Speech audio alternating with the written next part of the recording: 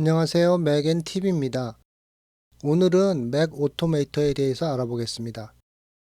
먼저 스포트라이트를 이용하여 오토메이터를 실행해 보겠습니다. 오토메이터가 실행되면 문서 유형을 선택해야 합니다. 이 유형에는 8종류가 있고 8가지의 작업 흐름을 만드는 것을 의미합니다. 다른 말로 8종류의 작업을 실행하는 스크립트를 말합니다. 첫 번째는 말 그대로 작업 흐름으로 오토메이터에서 열고 작업을 실행시키는 문서입니다. 그러므로 이 작업 흐름에는 오토메이터가 꼭 필요합니다. 두 번째는 응용 프로그램 옵션으로 작업 흐름을 만든 다음에는 이 응용 프로그램만 실행하면 되고 오토메이터는 필요 없습니다. 세 번째 옵션은 빠른 동작으로 이전 버전에서는 서비스라고 불리던 옵션입니다. 빠른 동작은 콘텍스트에 나타나고 메뉴바의 서비스 옵션에 표시되며 파인더에 나타날 때도 있습니다.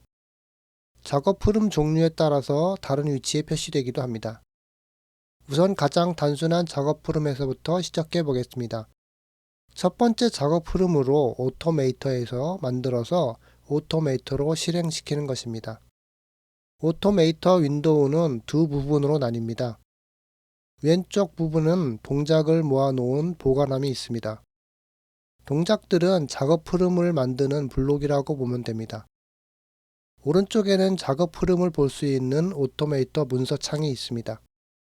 작업 흐름을 만드는 방법은 단순히 왼쪽 보관함에서 동작들을 드래그해서 오른쪽 문서 창에 떨구면 됩니다. 보관함이 보이지 않는다면 오른쪽 상단에 보관함 아이템을 클릭하면 나타납니다. 보관함에는 동작들이 종류별로 분류되어 있습니다. 보관함 썸네일을 클릭하면 모든 종류의 동작들이 표시되고 아래 항목의 종류들을 선택하면 그 종목에 해당하는 동작들만 표시됩니다. 왼쪽 상단의 서치박스를 이용하여 서치할 수도 있습니다. 서치는 선택된 동작들 항목에서만 실행됩니다. 보관함을 보면 특정 동작들이 있는데 이 동작들은 특정 앱이 설치되어야만 표시됩니다. 예를 들어 PDF 스퀴저 동작은 PDF 스퀴저 앱이 설치되어 있어야 나타납니다. 그러므로 사용자들에 따라서 표시되는 동작들이 모두 틀립니다. 하지만 맥OS와 함께 설치되는 디폴트 셋 동작들도 있습니다. 그럼 이미지 파일을 선택해서 크기를 변경하고 새로운 카피로 저장하는 스크립트를 만들어 보겠습니다. 이 동작은 이미지를 웹페이지에 업로드할 때 특정 사이즈 이상은 업로드가 금지된 경우 파일 사이즈를 줄인 다음 다시 업로드할 때 사용하면 편리합니다. 파일과 폴더 카테고리에서 첫 번째 동작을 선택합니다. 동작을 선택하면 왼쪽 하단에 이 동작이 어떤 작동을 하는지와 동작에 대한 세부 내용들이 표시됩니다. 동작에 대한 세부 정보란이 보이지 않는다면 하단에 이 아이콘을 누르면 정보란이 나타납니다. 오토메이터에서 이루어지는 대부분의 작업은 이 동작들을 파악하고 원하는 동작을 찾아내는 과정입니다. 보관함에서 동작을 드래그해서 문서창에 떨구거나 아니면 더블 클릭해서 선택합니다. 동작이 선택되면 세부 항목들을 선택합니다. 파인더 항목 요청 동작인 경우 시작을 어디서부터 할지를 선택하고 파일 종류도 정합니다. 또 다른 작업을 하기 전에 이 작업 흐름을 저장하겠습니다.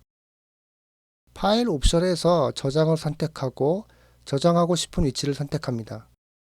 작업 흐름의 이름을 넣은 후 저장합니다. 그리고 각각의 동작을 만들 때마다 제대로 작동하는지 테스트하는 것이 중요합니다. 오른쪽 상단의 실행 버튼을 클릭해서 테스트해 봅니다.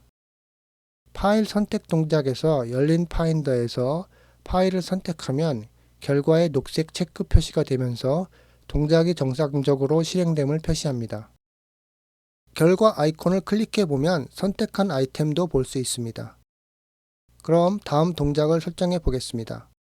선택된 파일을 복사하는 동작을 선택하려고 하는데 서치란에서 찾아보겠습니다. 복제하는 동작이 있으니까 이것을 선택하겠습니다. 그러면 보시는 것처럼 위쪽 동작과 연결된 모습으로 삽입됩니다. 이 동작도 테스트하기 위해서 실행을 클릭합니다. 그림 폴더에 선택한 파일이 복사되는 것이 나타납니다. 지금까지는 정상적으로 동작하고 있습니다. 다음으로 사이즈를 변경해 보겠습니다. 리사이즈 동작을 찾기 위해서 우선 보관함 전체를 선택합니다.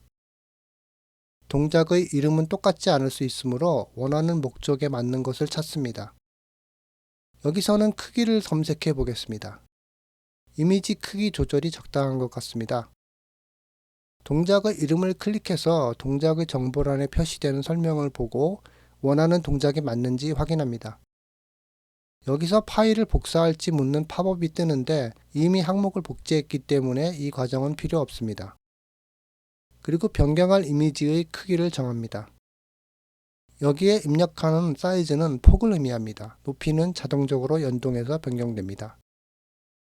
마지막으로 테스트를 실행해 봅니다.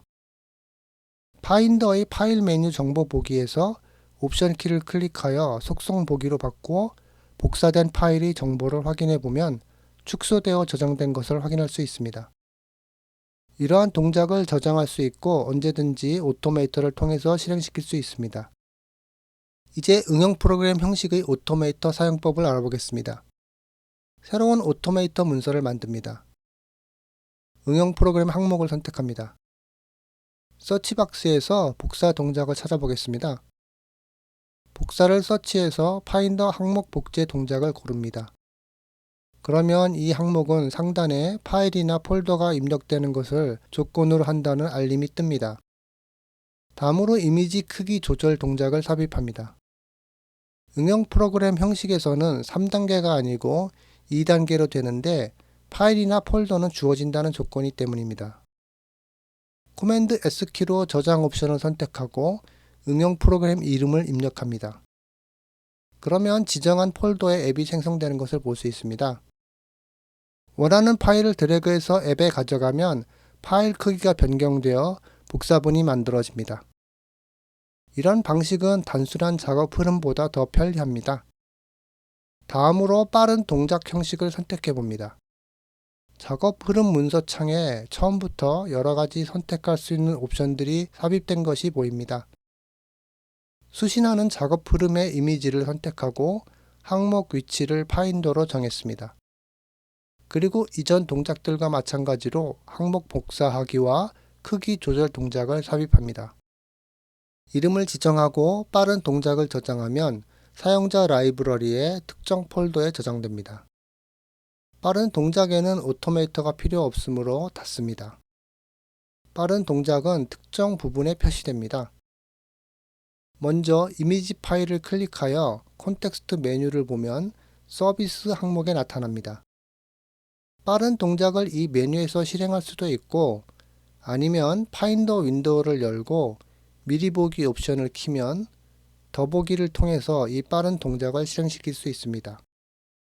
세 번째 방법으로는 이미지 파일을 선택하고 파인더 메뉴바에서 서비스 항목의 빠른 동작 아이템을 통해서 할 수 있습니다. 이처럼 빠른 동작은 여러 부분에 표시됩니다. 보신 것과 같이 오토메이터를 통해서 원하는 작업 흐름을 만드는 것은 어렵지 않습니다. 먼저 보관함을 통해서 어떤 동작들이 있는지 확인하고 정보란에서 동작들의 내용을 파악하고 작업 흐름을 만들면 됩니다. 이런 순서로 진행하는 것이 어떤 작업 흐름을 먼저 머릿속으로 생각하고 다음에 여기에 맞는 동작들을 찾는 순서로 작업 흐름을 만드는 것보다 효과적입니다. 왜냐하면 오토메이터에서 할 수 있는 동작들은 제한되어 있기 때문입니다. 그러므로 오토메이터의 동작들을 공부한 다음에 작업 흐름을 만들어내는 것이 더 생산적입니다. 이번 영상이 도움이 되셨다면 구독과 좋아요 부탁드립니다. 시청해 주셔서 감사합니다.